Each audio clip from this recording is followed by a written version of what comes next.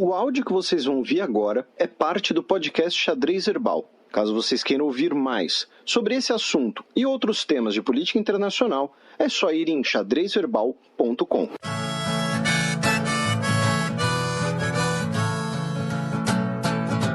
Coluna aberta.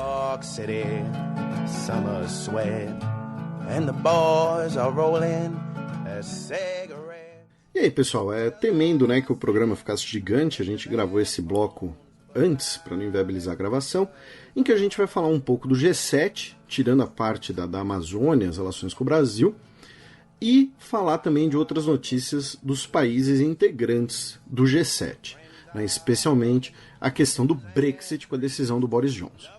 Vamos lá, no sábado, dia 24, começando, nós tivemos diversas manifestações contra a realização do G7 na região de Bayonne.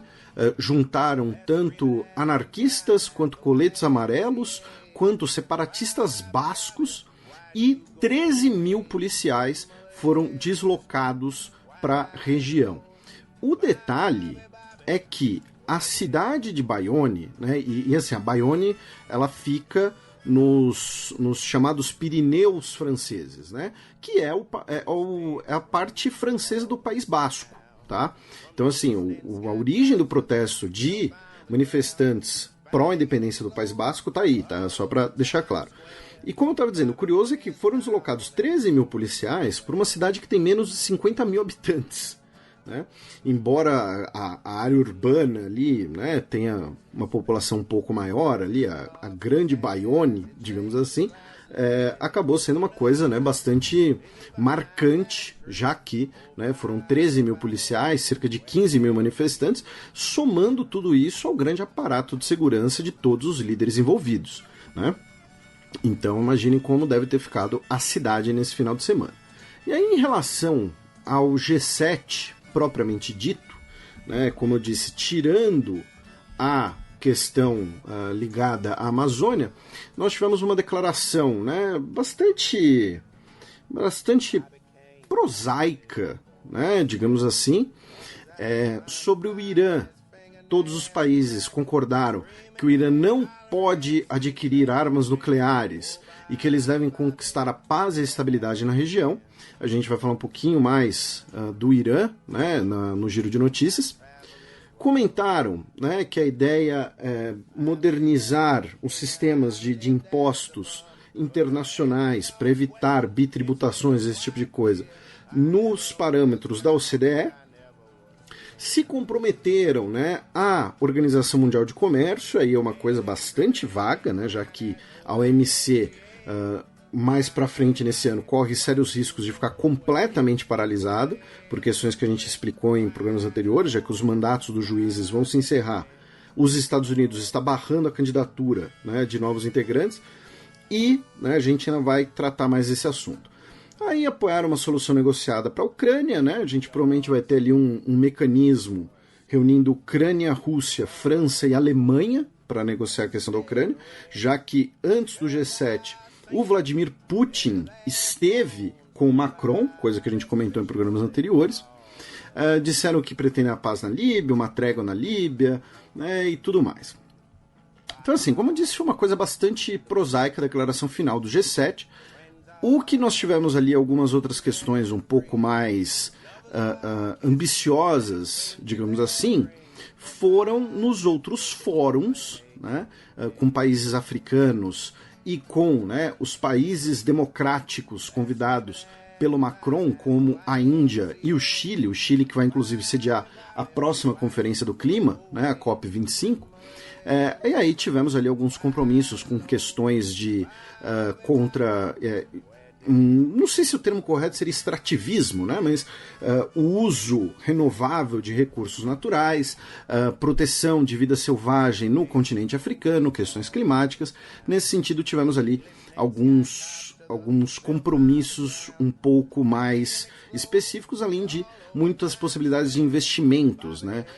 E aqui, quando a gente fala em investimentos, vamos colocar no patamar muito claro. Quando Macron realiza o G7, ele é o anfitrião do G7, e aí ele convida presidente da África do Sul, do Senegal, de Ruanda, de Burkina Faso, secretário-geral da União Africana, o presidente o Al-Sisi do Egito, que vai ali não só como líder do seu país, mas também como líder regional, o presidente do Banco Africano de Desenvolvimento. Tudo isso é para quê? É para começar a tentar, digamos assim, tirar um pouco a diferença, o atraso da presença econômica chinesa no continente africano. A gente já falou aqui várias vezes, né, e a gente está devendo, inclusive, um programa mais específico sobre isso, mais dedicado sobre isso, sobre a presença econômica francesa na África, que é muito forte, especialmente nos países que eram parte do Império Colonial Francês, inclusive ali a questão da existência do franco africano, por exemplo, mas não é apenas ali chamar os caras para conversar e tomar um vinho, né? Vamos deixar isso muito claro. Aí, falando de outros aspectos ali do G7, nós tivemos 3 notícias, né? Mais interessantes. Claro, notícias a gente teve várias, né? Mas as mais interessantes aqui, filtrando para vocês, acho que foram 3. A primeira delas foi que o Boris Johnson se meteu, né, na briga comercial entre Estados Unidos e China, e não do jeito que, né, você poderia imaginar, né, já que o Boris Johnson tem uma boa relação com o Donald Trump, são considerados 2 aliados, e ele disse que os 2 países têm que parar com as tarifas comerciais, que ele está muito preocupado, tá? E que, né, abro aspas aí para o Boris Johnson, essa não é a maneira de proceder. Além de tudo, aqueles que apoiam tarifas, políticas tarifárias, melhor dizendo, correm o risco de serem culpados por uma recessão, por uma diminuição na economia global, independentemente disso ser verdade ou não. Eu quero ver uma abertura do comércio global, eu quero ver uma diminuição das tensões e eu quero ver o fim das tarifas. Então, assim, você poderia imaginar que ele apoiaria o Trump, alguma coisa assim, e ele foi lá e botou o dedo na ferida e falou, olha, eu sou contra tarifas, eu quero mais comércio. Inclusive, né, lembrando, assim, essa é uma parte interessante que a gente já explicou anteriormente e tal. Eu sei que eu estou referenciando muitos programas anteriores, porque depois de 4 anos fazendo o programa, acaba tendo algumas questões, né, que ficam impossíveis não resgatar. Mas o Boris Johnson, como esse líder extremamente pró-Brexit, uma das pautas dele, além das várias pautas, algumas inclusive mentirosas, né, como lá o ônibus pintado com dinheiro que sobraria para o Sistema Nacional de Saúde e tal, é de que a União Europeia estaria travando o potencial comercial do Reino Unido. E o Reino Unido, até pelo fato de ser um país insular, é historicamente um país comercial, né? Um país feito a partir de comércio, uma nação mercantilista. Não mercantilista no sentido, né, do conceito de mercantilismo. É uma nação mercantil, melhor dizendo. Então, uma das argumentações do Brexit é, olha, se o Reino Unido se livrar da União Europeia, a gente vai conseguir fazer mais comércio, vai retomar uma posição central no comércio global, temos ali a Commonwealth, né, para retomar laços, intensificar laços comerciais. E aí, nesse sentido, ele e o Donald Trump se encontraram, né, tiraram várias fotos, rindo juntos e tudo mais, e o Donald Trump disse que assim que o Brexit ocorrer, eles vão ter um acordo comercial muito grande, né, maior do que qualquer coisa que já tivemos com o Reino Unido. Tá? Então, assim, né, esse é o jeito, né, sempre extravagante do Donald Trump de falar das coisas. Além disso, ele anunciou, né, um princípio de acordo comercial com o Japão. Tá?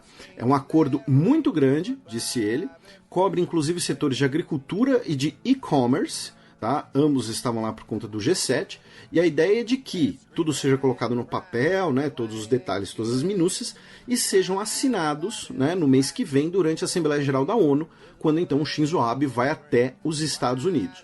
Né? Segundo o Shinzo Abe, ainda temos um pouco de trabalho para finalizar a formulação, né, foram intensas negociações, e além disso, né, o Shinzo Abe já se comprometeu a comprar bastante produtos agrícolas dos Estados Unidos, né, já que essa é uma das plataformas do Donald Trump, inclusive para usar na guerra comercial com a China. Tá?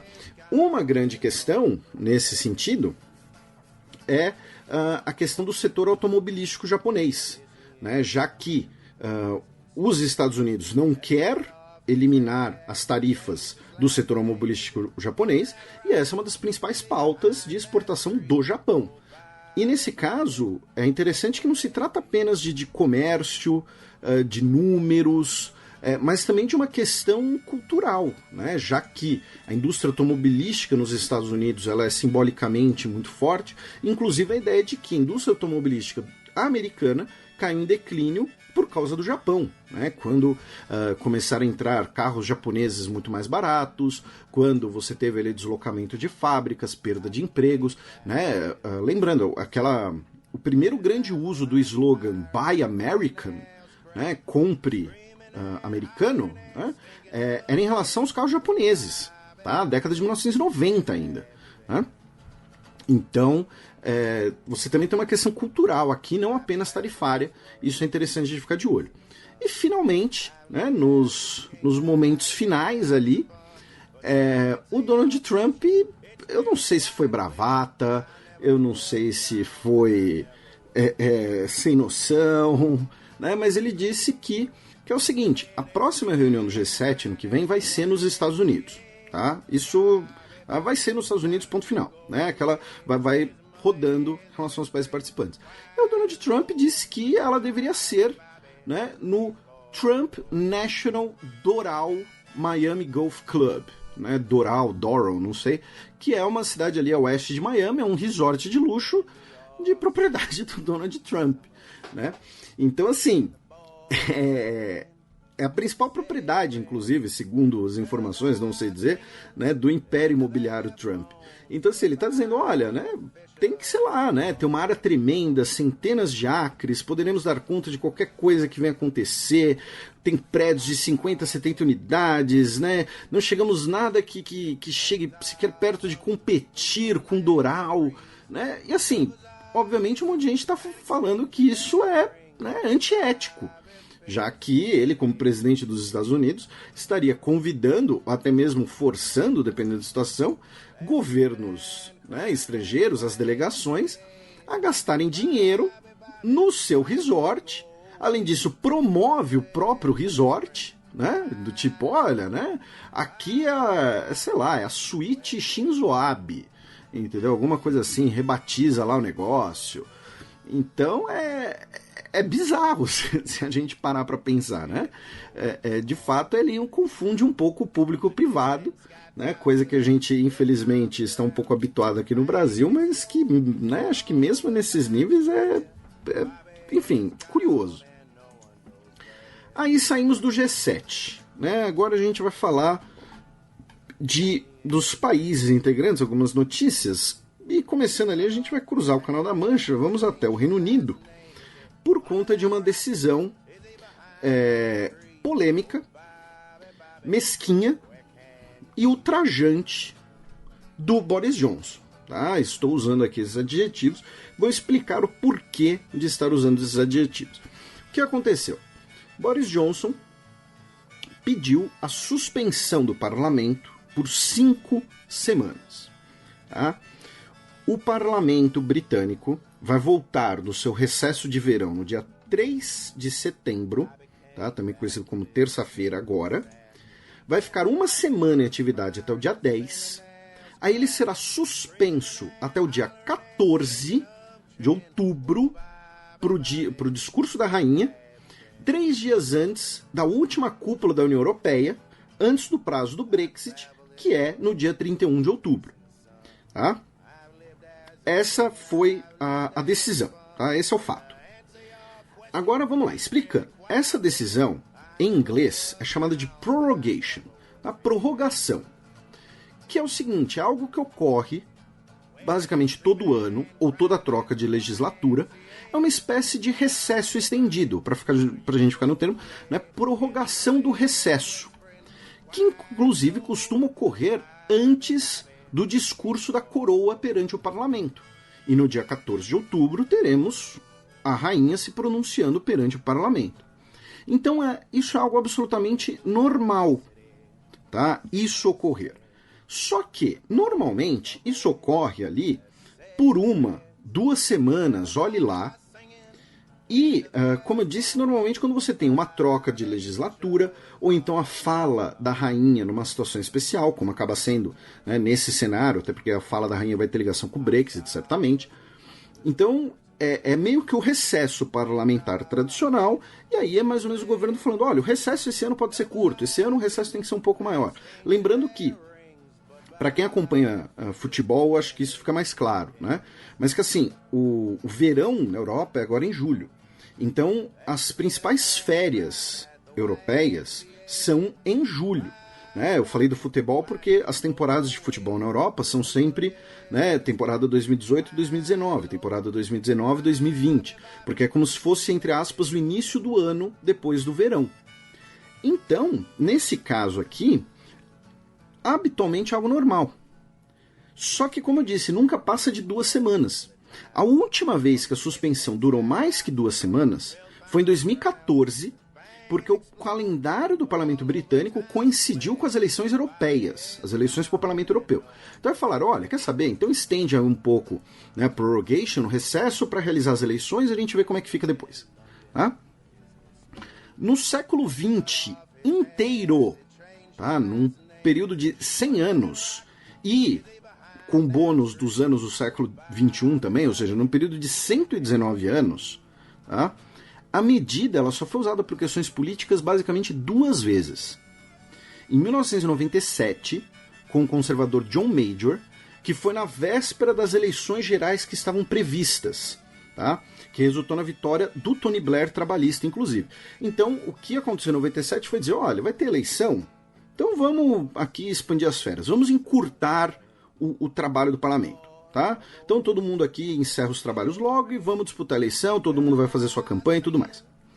Em 1948, no governo trabalhista Clement Attlee, por conta de um choque entre a Câmara dos Comuns e a Câmara dos Lords, então pediram essa suspensão para permitir ali uma retomada do equilíbrio entre as duas câmaras. Ou seja, essa decisão foi tomada para mediar os poderes ou para uma transição eleitoral. Ela nunca foi feita para o que ela foi feita agora, que é basicamente concentrar o poder no líder de governo. Porque o que o Boris Johnson está fazendo é pedir que o parlamento fique fechado por 5 semanas para que não tenha o debate sobre o Brexit. Ele mesmo falou isso, falou que seria um debate muito desgastante, que desviaria a atenção do governo e tudo mais. Ou seja, uma medida autoritária, arbitrária, né? Coloca tudo, centraliza nele e impede os prazos legais em relação ao Brexit. A gente já vai entrar nisso. Aí cabem 2 explicações, tá?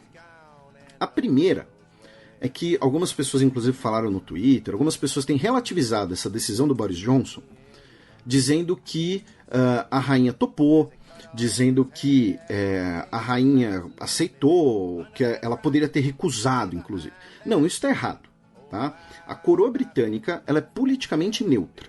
Ela segue o conselho de governo. Então, assim, o que a rainha faz é carimbar o que o Boris Johnson, entre aspas, aconselha a ela. E esse conselho é bem entre aspas, isso é protocolo, é liturgia. Tá? No fim das contas, o poder é do primeiro-ministro, a decisão é dele. Ou seja, a consequência dessa decisão, o impacto dessa decisão é na conta dele. Tá? A rainha, se ela recusasse fazer isso, seria até pior, porque seria a interferência real num tema político. Iria abrir uma crise ainda maior. Tá? Então é o seguinte, se o Boris Johnson chegar lá com um papel, falando, olha, rainha, o parlamento aqui determinou que chocolate branco vai ser considerado sobremesa nacional. Ela tem que aceitar. Olha, rainha, aqui o parlamento definiu que o chá das 5 vai ter que ser adoçado com açúcar mascavo. Ela tem que aceitar, ponto final. Tá? A segunda coisa que é importante frisar, que a gente está falando de política, a gente não está falando de direito. Do ponto de vista jurídico, a decisão do Boris Johnson não é ilegal. Tá? Você já teve ações judiciais contra a decisão. Uma delas foi, inclusive, solicitada 3 ou 4 horas depois do anúncio, tá? É possível que essa decisão seja barrada na justiça, mas não, do ponto de vista jurídico, repito, não é ilegal. Tá? É o seguinte, olha, vai assumir aqui o novo governo, estamos saindo das férias de verão, então vou solicitar aqui um recesso expandido, a prorrogação do recesso. A questão é que ele está claramente fazendo um uso político dessa convenção, num prazo extremamente grande, num momento delicado.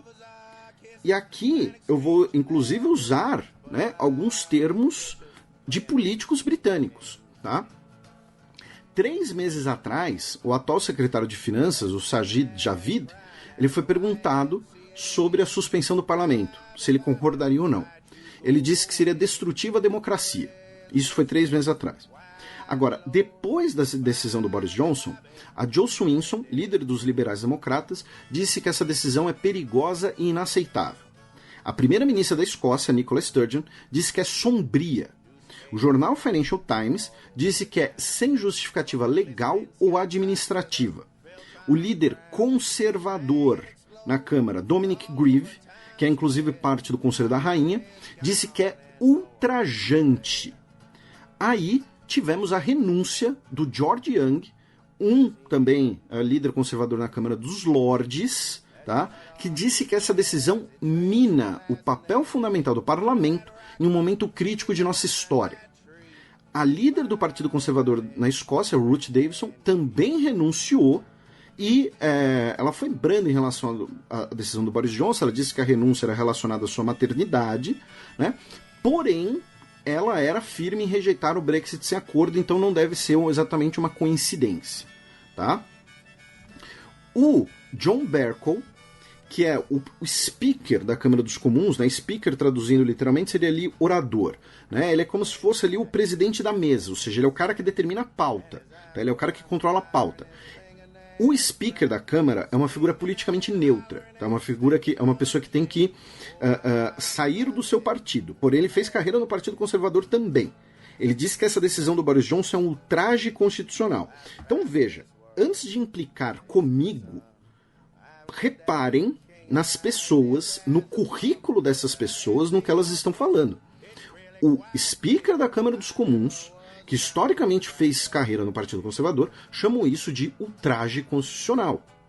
Que é, vou repetir, o Boris Johnson está fazendo o seguinte, olha, o parlamento está atrapalhando o Brexit. Então, em vez de negociar com o parlamento, em vez de dialogar com o parlamento, ou então em vez de aguentar, entre aspas, o parlamento, eu vou simplesmente calar o parlamento. Ele vai ficar 5 semanas numas férias forçadas. Convenhamos, isso é uma ideia, né, autoritária e mesquinha, porque ele está pensando basicamente na única pauta dele. Então, feita essa contextualização toda, vamos pegar agora os cenários possíveis. E depois dos cenários possíveis tem ainda uma outra, né, uma análise final minha que eu gostaria de compartilhar com vocês. Né, esse áudio aqui já passou dos 20 minutos, enfim, falo pra caramba, desculpem. Que é o seguinte. Primeiro cenário, que seria o cenário ideal do Boris Johnson, seria o seguinte: parlamento suspenso, a Câmara dos Comuns não consegue impedir um Brexit sem acordo, os prazos ficam curtos para qualquer debate, chega o dia 31 de outubro, nós temos o Brexit, ponto final. Tá? Esse é o cenário ideal para ele. O parlamento não atrapalha, chegar no dia 31 de outubro, rola o Brexit com ou sem acordo. Tá? Qual a lógica disso do Boris Johnson, do partido do Brexit e dos hard Brexiteers? Que é uma lógica meio bizarra, tá? Mas qual a lógica disso? Eles dizem que, olha, o voto de 2016, o voto do referendo, deu um mandato popular, né, digamos assim, ao governo de realizar o Brexit. E esse Brexit tem que ser realizado. Se o parlamento está atrapalhando, se torna um obstáculo, então a gente contorna o obstáculo. A gente está agindo com a autoridade popular garantida pelo referendo. Essa é a lógica deles. No final eu vou dizer qual é o problema dessa lógica. Aí nós temos a segunda possibilidade, que é a suspensão parlamentar ser desafiada no judiciário ou vir um apelo à coroa, chamado de Humble Address, humilde petição.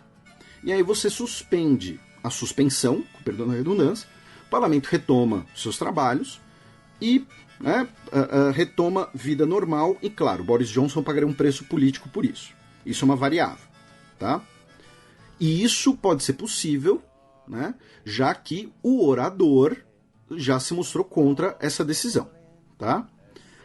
Aí nós temos as duas possibilidades, né, três possibilidades, desculpem, de questões partidárias. Uma delas é: todos os partidos de oposição, todos os políticos contra um Brexit ou contra um hard Brexit, vão lá e formam uma coalizão de emergência, uma ampla coalizão, que em um prazo curtíssimo, já que o parlamento só vai funcionar por uma semana, tá? Repetindo, a suspensão do parlamento determina que ele vai funcionar por uma semana. Então, em uma semana, você consegue produzir uma peça legislativa vinculante que impeça um Brexit sem acordo. A outra opção é que essa coalizão, nessa uma semana, vote uma moção de desconfiança e derrube o Boris Johnson. Feito isso, aí tem outras duas possibilidades. Tá ficando uma coisa muito com encruzilhadas, mas depois eu vou resumir. Uma encruzilhada, né, que sai dessa decisão é: você derruba o Boris Johnson, essa mesma coalizão vão lá, coloca o Jeremy Corbyn de forma emergencial no governo. Eu digo de forma emergencial porque o Partido Liberal Democrata, conservadores anti-Brexit, todos esses caras, eles não vão dar um mandato, né, permanente, fixo, né, pro Jeremy Corbyn. Tá? Seria, olha, Jeremy Corbyn, faz aí um governo emergencial, pede um prazo maior, estende as negociações, vamos ver como é que fica. Tá? A outra possibilidade é: você derruba o governo, mas não consegue articular um novo governo, o que resultaria na terceira eleição britânica em 5 anos, tá? Com um possível quarto governo em 5 anos. Aí é eleição. Boris Johnson pode ser candidato dizendo: olha, eu preciso do voto, preciso da ajuda aí do povo para conseguir tocar o Brexit, entendeu? Então vota em mim, vai ser candidato normal, pode se ferrar, pode perder, enfim. O fato é, a reputação eleitoral do Boris Johnson já estaria prejudicada por conta dessa decisão dele. Tá? E, repetindo, esses caminhos vão ter um prazo muito curto para serem realizados. É justamente por isso que o Boris Johnson tomou essa decisão. Finalmente, a gente vai ter o caminho mais esquisito de todos, que é o seguinte: o parlamento, em uma semana, derruba o governo, convoca nas novas eleições, mas não conseguem impedir o Brexit no 31 de outubro. Ou seja, no dia 31 de outubro, o Reino Unido, com um governo provisório, um governo interino, né, vai lá e simplesmente ocorre o Brexit. Chega no prazo e pronto. Né, o divórcio ocorre basicamente porque chegou na data. Tá? Ninguém consegue barrar o Boris Johnson, ninguém consegue substituir o Boris Johnson, então a coisa simplesmente acontece porque chegou a data. Então vamos resumir. Johnson consegue o Brexit sem acordo, primeiro cenário. Segundo cenário, uma coalizão impede legalmente um Brexit sem acordo. Terceiro cenário, uma coalizão substitui o Johnson no governo. Quarto cenário, novas eleições são convocadas. Quinto cenário, o Brexit ocorre durante o governo interino. E nesses 5 cenários, nós temos a variável de a suspensão do parlamento ser derrubada na justiça ou não. O fato é, de todos esses cenários, em um deles o Johnson ganha. Em outro, ele talvez ganhe. Em todos os outros, ele é o perdedor. E aí vem a conclusão definitiva, que é o seguinte: de qualquer maneira, o Brexit é o perdedor. Tá? Porque a imagem do Brexit, ela fica manchada de forma definitiva. Tá? O caminho que o Boris Johnson adotou é um caminho antidemocrático, baseado numa demagogia, tá? Como se o referendo de 2016 fosse um cheque em branco, como se os parlamentares eleitos posteriormente também não fossem representantes do povo, como se o próprio Boris Johnson tivesse sido eleito pelo voto para o cargo de premier, que ele não foi. Ele foi convocado como um parlamentar e depois venceu a eleição interna do partido. Perfeito. Não estou dizendo que ele está lá de forma não democrática. O que eu estou dizendo é que ele não tem esse mandato popular que ele alega ter. Tá? Essa eleição retumbante, alguma coisa assim. Tá? Inclusive os protestos que já foram convocados e que prometem ser muito grandes, falam em parar um golpe. Tá? E o Boris Johnson, ele age de forma inescrupulosa. Por quê? Porque no Reino Unido, por conta ali da política do common law, né, da jurisprudência, você tem muita questão política que é convenção. né, que não é baseado na letra da lei. É convenção, é aquela coisa, olha, não tem nada que te proíba, mas você não pode fazer isso. E ele olhou e falou, peraí, se não tem nada que me proíba, então eu posso fazer. Então assim, ele viola, né, essas convenções desse direito consuetudinário britânico, né, e assim, mesmo que ele consiga o Brexit, independente do que acontecer em relação ao Brexit, todo mundo vai apontar o dedo e falar, isso daí foi conseguido de forma não democrática, de forma ilegítima. Ele suspendeu o parlamento para ter o Brexit. Isso está errado. Vamos questionar isso, né, no futuro. Não é uma discussão sobre legalidade, é uma discussão sobre legitimidade, que ele não tem para fazer isso. Tá? Você suspender o parlamento para fazer algo que o parlamento não quer que você faça é arbitrário, é autoritário. Tá? Então, sim, espero que eu tenha conseguido explicar mais ou menos o que aconteceu no Reino Unido. Lembrando que, né, algumas coisas que eu falei são fatos, outras são análises, vocês podem discordar das análises, mas os fatos estão aí também. Tá? Cruzamos o Atlântico, vamos até os Estados Unidos, onde o Donald Trump disse na segunda-feira que as conversas com Pequim serão retomadas, né, com o vice-premier chinês, o Liu He.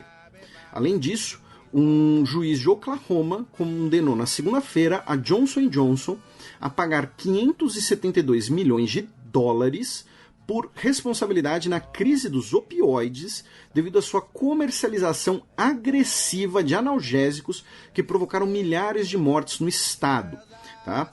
Essa decisão é tida como um precedente para cerca de 2.000 cidades e condados que entraram numa ação coletiva em um tribunal federal em Ohio.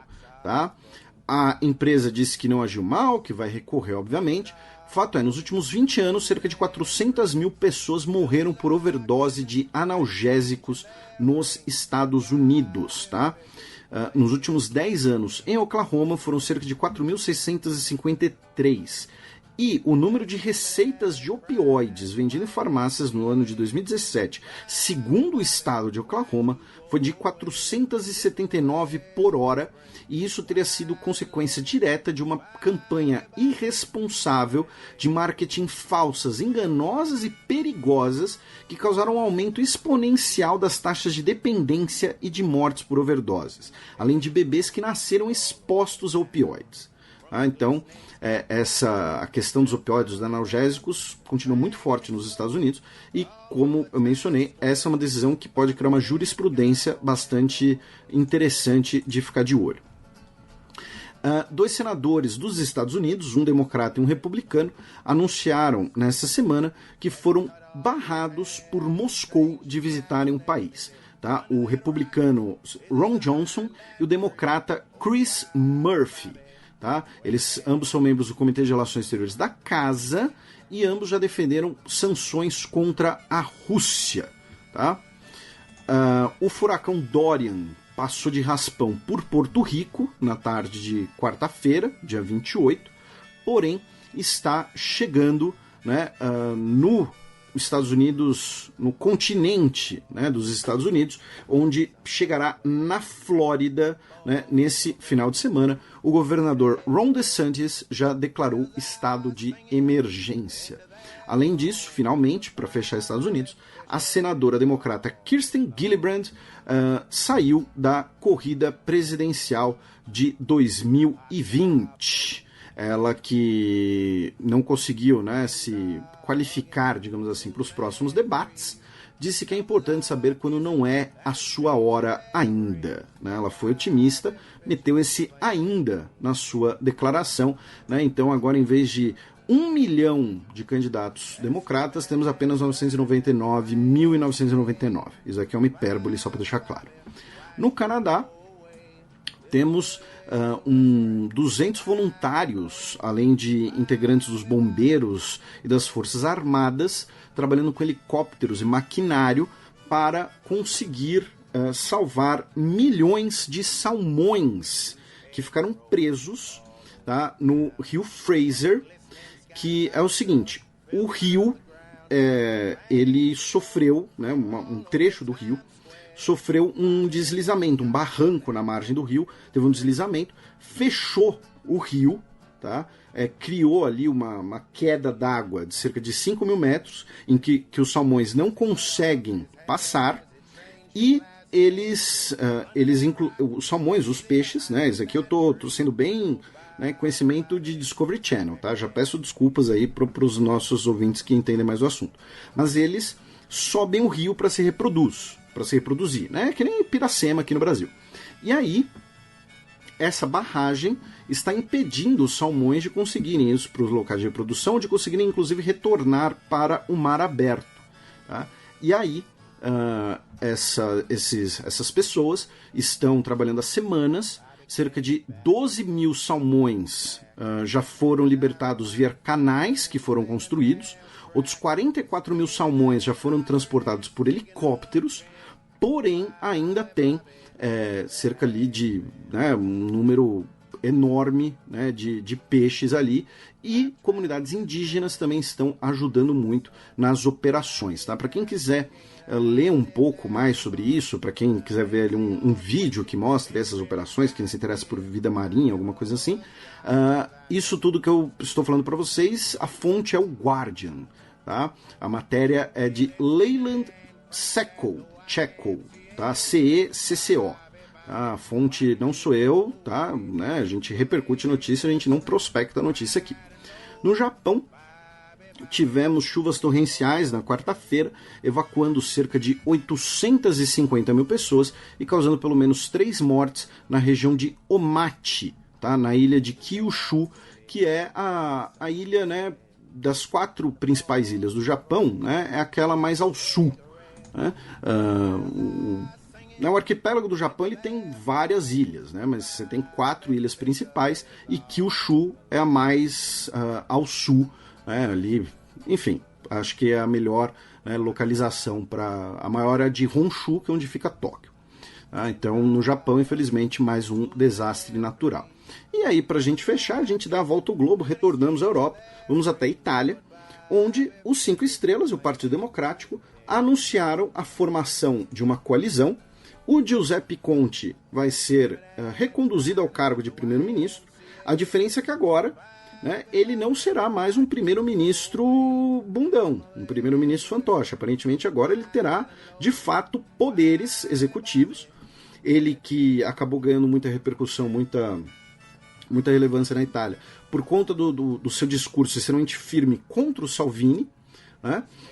Os 5 estrelas e o Partido Democrático concordaram ali em mudanças, inclusive na política migratória, né, que era proposta pelo Salvini, outros programas sociais em que ambos os partidos concordam. A grande questão é que os 5 estrelas, pelo seu estatuto, para formar a coalizão, precisa passar pelo voto dos seus integrantes, que podem barrar. Né? Tem cerca ali de 100 mil filiados ao partido. Podem barrar, podem não barrar, não sei. Ao meu ver, né, se o Luigi Maia, as lideranças dos 5 estrelas trabalharem a ideia de que, olha, o Salvini era uma coisa muito pior, o Salvini é o cara lá da Liga Norte, ele queria passar a perna na gente.